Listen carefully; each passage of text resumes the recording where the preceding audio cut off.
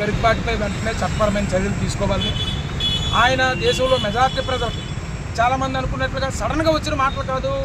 వాళ్ళు చాలా కాలం ఈ దేశంలో ప్రజలు చదువుకుంటే, మా పూర్వీకులు చెప్పేవాళ్ళు, మేము ఏమైనా విన్నామంటే చెవిలో సీసం పోసేవారు. బాబాసాహెబ్ అంబేద్కర్ చెప్పారు, మేము చదివితే నాలుగు పోసారు, వింటే చెవిలో సీసం పోసారు, చదివితే పెద్ద నేరంలా చూసేటటువంటి ఉండే దుర్మార్గమైన సమాజం ఉండేది. వీళ్ళు డచ్ వాళ్ళు, ఫ్రెంచ్ వాళ్ళు, బ్రిటిష్ వాళ్ళు ఎవరో కాదు. ఈ గరికపాటి వారి యొక్క తాత ముత్తాతలు, పూర్వీకులు వీళ్ళే.